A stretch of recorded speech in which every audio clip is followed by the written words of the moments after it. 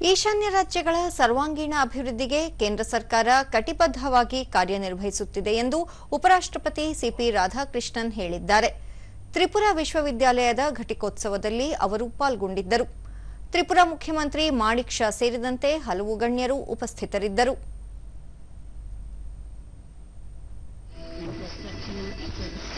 Being inaugurated on this auspicious occasion of the 14th Convocation of Tripura University by none other than the Honorable Vice President of India, Shri C.P. Radhakrishnan. We thank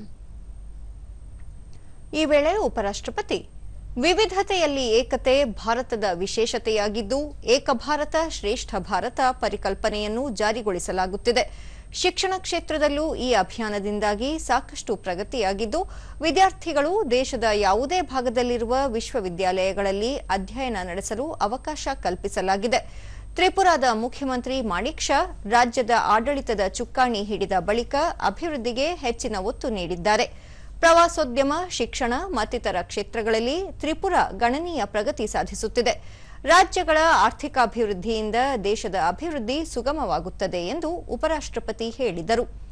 2047ರ ವೇಳೆಗೆ ವಿಕಸಿತ ಭಾರತ ನಿರ್ಮಾಣದ ಗುರಿ ಹೊಂದಲಾಗಿದ್ದು ಇದರಲ್ಲಿ ದೇಶದ ಯುವ ಪೀಳಿಗೆ ಕೈಜೋಡಿಸಬೇಕಾಗಿದೆ.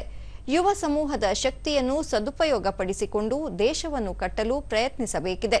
ವಿದ್ಯಾರ್ಥಿಗಳು ತಮ್ಮ ಜೀವನದಲ್ಲಿ ಬರುವ ಏಳು ಬೀಳುಗಳಿಗೆ ಹೆಚ್ಚಿನ ಮಹತ್ವ ನೀಡದೆ ಶ್ರಮಪಟ್ಟು ತಮ್ಮ ಗುರಿ ಸಾಧನೆಗೆ ಪ್ರಯತ್ನಿಸಬೇಕು ಎಂದರು.